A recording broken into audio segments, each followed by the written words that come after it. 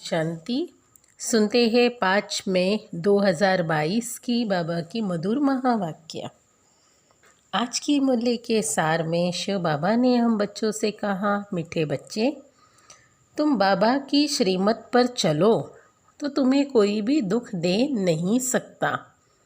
दुख तकलीफ देने वाला रावण है जो तुम्हारे राज्य में होता ही नहीं है, अर्थात सतयुगी राज्य में रावण का नाम निशान नहीं है। मुरली में प्रश्न है, इस ज्ञान यज्ञ में तुम बच्चे कौन सी आहुति देते हो? इस ज्ञान यज्ञ में तुम बच्चे कौन सी आहुति देते हो? उत्तर है, इस ज्ञान यज्ञ में तुम कोई तिल, जौ आदि की आहुति नहीं देते, जैसे 5 सामग्री डालते हैं।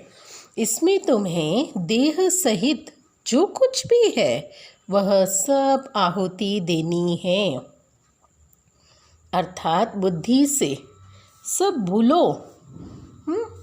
इस यज्ञ की संभाल पवित्र रहने वाले ही ब्राह्मण कर सकते हैं।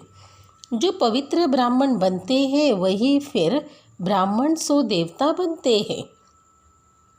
मुरली में गीत है, तुम्हें पाकर हमने जहाँ पा लिया, ज़मीं तो क्या आसमां पा लिया।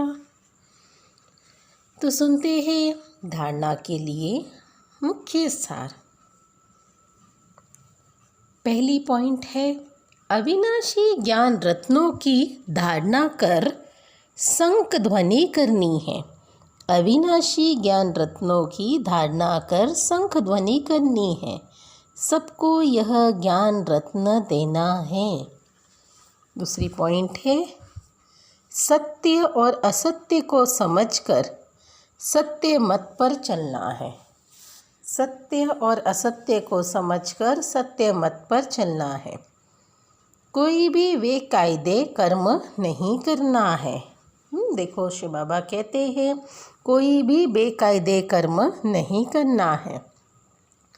आज का मीठा वरदान है, बुद्धि को बिजी रखने की विधि द्वारा व्यर्थ को समाप्त करने वाले सदा समर्थ भव।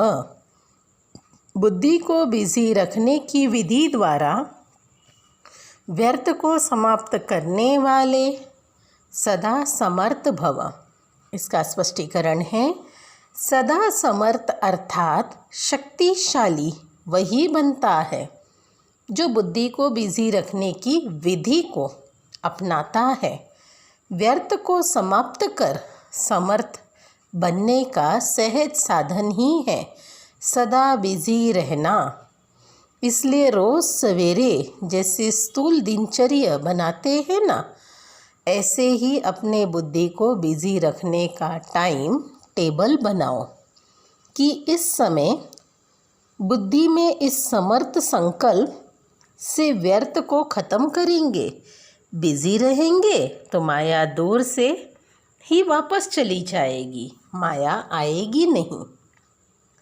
आज का स्लोगन है, दुखों की दुनिया को भूलना है। दुखों की दुनिया को भूलना है तो परमात्मा प्यार में सदा खोए रहो। दुखों की दुनिया को भूलना है तो परमात्मा प्यार में सदा खोए रहो। अच्छा, ओम शांति।